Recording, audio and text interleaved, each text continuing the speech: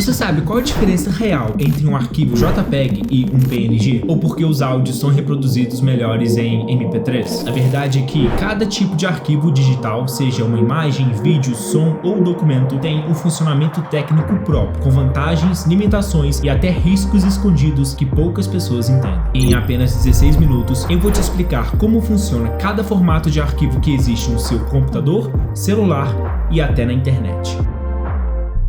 Os formatos de imagem são usados para armazenar conteúdo visual, como fotos, papéis de parede, capturas de tela, ícones e logotipos. Existem vários formatos de imagem, mas os mais comuns são JPEG, PNG, GIF, SVG e WebP. Vamos começar pelo JPEG, ou JPG, que é a mesma coisa. Você às vezes vê JPG ao invés de JPEG porque os sistemas Windows antigos só aceitavam extensões de 3 letras, então a letra E foi cortada, mas os dois são a mesma coisa. E o JPEG é o formato de imagem mais utilizado no mundo inteiro. Ele usa uma compressão com perda, o que significa que ele remove permanentemente alguns dados na imagem original para reduzir o tamanho do arquivo. Isso é ótimo para economizar espaço de armazenamento, mas não é o ideal para edições ou imagens de alta qualidade. Quando você dá zoom em uma imagem JPEG, ela pode ficar pixelada ou borrada, já que é um tipo de imagem rasterizada. E só para esclarecer, existem dois grandes tipos de imagens, rasterizadas e vetoriais. Rasterizadas são compostas por pixels, ou seja, elas perdem qualidade quando você dá muito zoom. Já as imagens vetoriais são compostas por linhas e curvas baseadas em cálculos matemáticos, então elas continuam nítidas, mesmo quando são ampliadas, não importa qual nível de ampliação você dê a elas. O próximo é o PNG. Ao contrário do JPEG, o PNG usa compressão sem perda, o que preserva todos os detalhes da imagem mesmo após várias edições ou salvamento. Mas o que realmente faz o PNG brilhar é o suporte à transparência. Você pode, por exemplo, deixar o fundo invisível, o que é perfeito para logotipos, ícones de interface e imagens com camadas em projetos de design. A desvantagem? Os arquivos PNG são geralmente bem maiores do que os JPEGs. Depois temos o GIF, que se destaca pela sua capacidade de exibir animações simples. Ele é muito usado em memes e reações na internet, mas os GIFs apenas suportam 256 cores, então costumam parecer granulados ou pixelados. O SVG é um formato vetorial, ou seja, ele pode ser redimensionado sem perder qualidade. E como ele é baseado em texto, ele pode ser editado diretamente com código. Por isso, é muito usado em ícones, gráficos e logotipos de sites. Um ícone SVG vai continuar nítido em qualquer resolução, seja na tela do celular ou no monitor 4K. E por último, temos o WebP,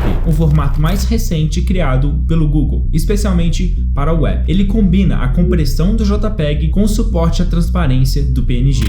Acontece que eu sou todos eles, fazendo os sites carregarem mais rápido. E é por isso que ele está substituindo JPEG e PNG em muitos sites modernos. A única desvantagem é que nem todos os aplicativos ou plataformas suportam esse formato de arquivo ainda. Os formatos de documentos são usados para armazenar qualquer tipo de conteúdo escrito, desde redações e relatórios até apresentações e planilhas. Os mais comuns são Docs, PDF, TXT, PPTX e XLSX. Começando com Docs, que é o formato mais utilizado atualmente. Ele é o padrão do Microsoft Word. Ele está presente em tudo: trabalhos escolares, relatórios de escritório e documentos oficiais. Ele é fácil de abrir e editar, por isso virou o formato padrão em quase todos os lugares. Mas ele tem uma desvantagem. Quando você compartilha um arquivo Docs entre sistemas diferentes, o layout às vezes muda, o que pode bagunçar o visual do documento. E só para contextualizar, antes do Docs existia o formato Doc, usado nas versões antigas do Word, antes de 2007. Esse formato gerava arquivos maiores, mais fáceis de corromper e mais difíceis de recuperar caso houvesse uma queda de energia ou falha no programa. Já com Docs, o Word consegue recuperar parte do arquivo mesmo se der erro, o que pode salvar o seu trabalho em momentos críticos. O próximo é o PDF. Diferente dos arquivos Word, os PDFs são feitos para ficarem sempre iguais, independente do dispositivo onde são abertos. Zoom, layout, fontes, tudo permanece fiel. Isso faz do PDF ideal para documentos como artigos científicos, e-books, relatórios ou qualquer coisa onde a formatação precisa ser preservada. A desvantagem é que os PDFs não são tão fáceis de editar quanto os arquivos Word. Para fazer alterações, você precisa de ferramentas específicas, como o Adobe Acrobat Pro, ou então converter de PDF de volta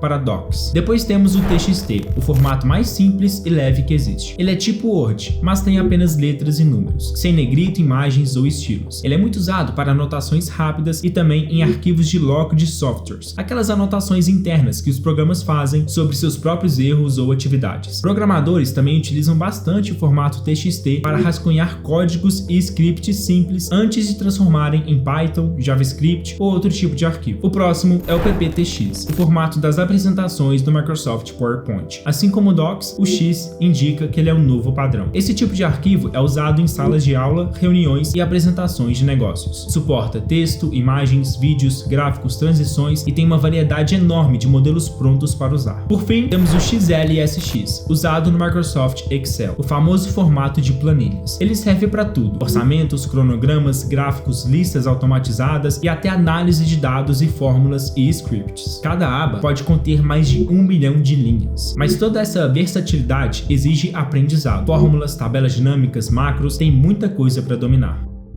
Os formatos de áudio são usados para armazenar sons, como músicas, gravações de voz ou efeitos sonoros. Os mais conhecidos atualmente são MP3, Wave, FLAC, M4A e OGG. Começando pelo MP3, é o formato de áudio mais usado no mundo. Assim como o JPEG nas imagens, o MP3 utiliza compressão com perda, o que significa que ele remove permanentemente partes do som para reduzir o tamanho do arquivo. Por exemplo, ele elimina a frequência que o ouvido humano normalmente não consegue perceber, como sons acima de 16.000 Hz ou sons abafados por outros sons mais altos. É dessa forma que o MP3 consegue deixar os arquivos bem menores. Os arquivos MP3 têm diferentes taxas de bits, como 128, 192 ou 320 KB por segundo. Quanto maior esse número, melhor a qualidade do som, mas também maior o tamanho do arquivo. Antigamente, usava-se 128 KB por segundo para economizar espaço, mas o som ficava meio abafado. Hoje em dia, o padrão de quem preza por qualidade é de 320 KB por segundo. Agora vamos para o Wave. Diferente do MP3, o Wave é sem compressão. Ele guarda o áudio na sua forma mais pura, sem perder qualidade nenhuma. Além disso, ele é altamente compatível com qualquer sistema ou software, o que faz dele o formato favorito para produção musical profissional ou edição de som detalhada. Mas tem um porém: por ser sem compressão, os arquivos Wave são enormes. Um único áudio pode ter dezenas de megabytes, por isso são usados apenas durante o processo de edição e não para ouvir ou compartilhar casualmente. Depois temos o FLAC. Ele entrega qualidade sem perda, assim como o Wave, mas com arquivos bem menores. É tipo o meio termo perfeito entre qualidade e tamanho. Porém, o FLAC não é compatível com todos os players e plataformas, como o iTunes ou o navegador Safari. E apesar de ter uma qualidade excelente, ele ainda não é o padrão usado em estúdios como o Wave. Mesmo assim, ele é ótimo para quem quer montar uma biblioteca de músicas de alta qualidade sem ocupar tanto espaço. O próximo é o M4A, muito comum nos dispositivos da Apple. Ele usa o codec AAC, Advanced Audio Coding, uma compressão com perda parecida com o MP3, mas com melhor qualidade no mesmo tamanho do arquivo. Mas o M4A também pode usar o codec ALAC, Apple Lossless Audio Codec, que é a versão da Apple do FLAC. A desvantagem? O M4A funciona melhor dentro do ecossistema da Apple. Se você usar o Windows ou o Android, pode ser necessário converter para MP3 para tocar sem problemas. Por fim, temos o OGG, mais especificamente o OGG Vorbis. Ele também é um formato com compressão com perda, mas com qualidade superior ao MP3 no mesmo tamanho de arquivo. Um OGG a 128 KB por segundo, por exemplo, soa quase como um MP3 a 192 KB por segundo. Por isso, ele é muito usado por desenvolvedores e plataformas como o Spotify, que usa OGG para streaming. Mas, como nem todos os players aceitam o OGG, muita gente acaba convertendo para MP3 por conta da compatibilidade.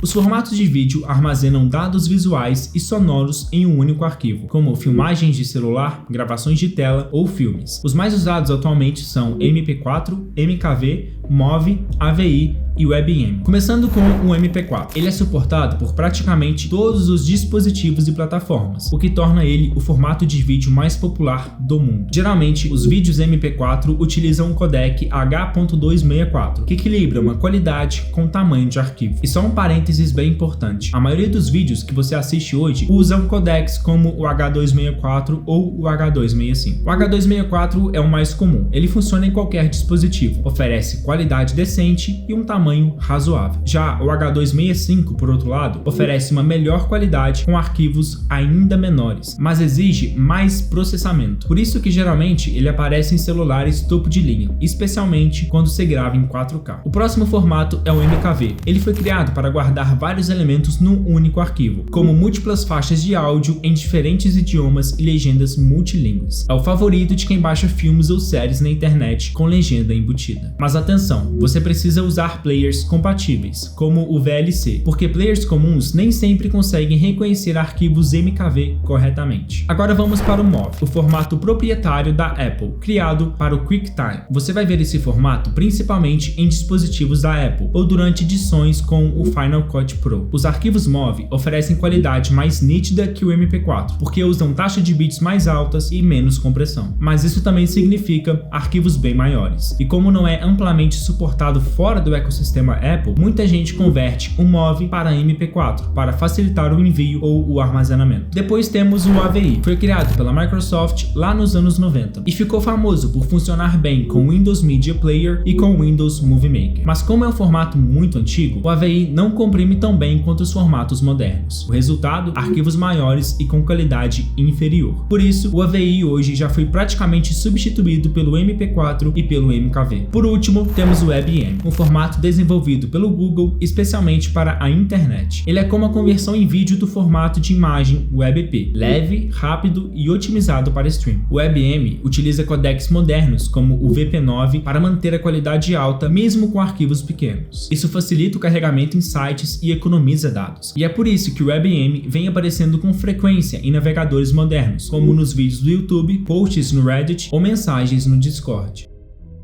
Os formatos comprimidos são usados para reduzir o tamanho de arquivos e pastas. Os mais comuns são ZIP, RAR e 7Z. Começando com o ZIP, o mais universal e amigável para iniciantes. Ele é compatível com Windows, macOS e até celulares. Você pode abrir arquivos ZIP sem instalar absolutamente nada. A ideia é simples: juntar vários arquivos como fotos e documentos, e encolher o tamanho total para facilitar o envio ou backup. E se quiser segurança, dá até para proteger o ZIP com senha. Ele é ótimo para guardar arquivos sensíveis, como documentos pessoais ou dados empresariais. O RAR é bem parecido, porém bem mais poderoso. Ele consegue comprimir os arquivos ainda mais do que o ZIP e tem uma função muito útil: dividir um arquivo enorme em partes menores. Ideal para quem compartilha mods de jogos, filmes ou grandes pastas na internet. E para abrir arquivo tipo RAR, o programa mais amplamente usado é o WinRAR. Já o 7Z foi criado pelo programa 7zip. Ele oferece uma compressão excelente, muitas vezes produzindo arquivos ainda menores que o ZIP ou RAR. Isso é útil para desenvolvedores ou administradores que precisam arquivar sistemas inteiros ocupando pouco espaço. Antigamente, era preciso instalar o 7zip no PC ou o Z-Archiver no Android para abrir arquivos 7Z. Mas desde a atualização do Windows 11 em 2024, o sistema já suporta arquivos 7Z nativamente.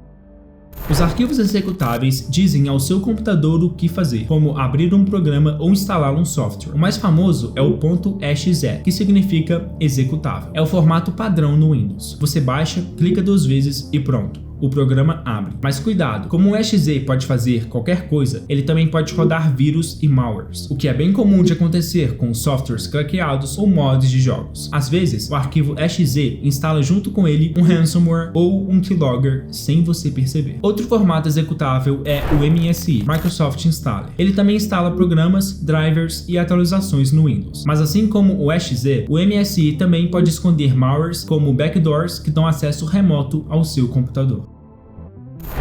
O formato APK, Android Package, é o arquivo usado para instalar apps em dispositivos Android. Pode ser jogo, app de edição, calculadora, basicamente qualquer coisa. Quando você baixa da Play Store, geralmente é seguro, mas se você baixar APKs de sites aleatórios, toma muito cuidado. Alguns deles podem ser trojans disfarçados que vão acabar roubando seus dados.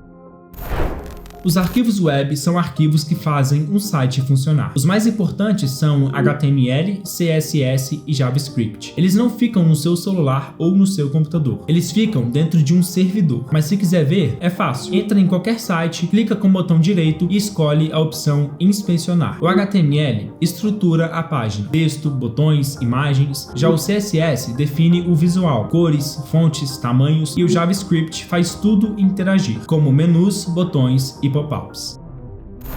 Os arquivos de sistema são arquivos invisíveis que fazem o seu sistema funcionar. Você não encontra eles na pasta de downloads, porque ficam escondidos nas pastas internas do sistema. Alguns exemplos eu posso citar arquivo .sys, .log e .dll. Os arquivos sys ajudam o Windows a se comunicar com o hardware, como o teclado, mouse ou monitor. Se eles sumirem, o dispositivo pode parar de funcionar. Já os arquivos log registram tudo o que acontece no seu sistema, erros, falhas, eventos. Dá para você abrir ele no bloco de notas. Por fim, os DLL, que são bibliotecas compartilhadas entre vários programas. Por exemplo, o mesmo DLL de impressão pode ser usado tanto pelo Word quanto pelo Excel. Ou uma DLL do DirectX pode ser usada por um jogo e também por um software de edição de vídeo. E já que a gente está falando de sistema, eu fiz um vídeo explicando todos os sistemas operacionais em menos de 8 minutos. Eu vou deixar na tela para você assistir.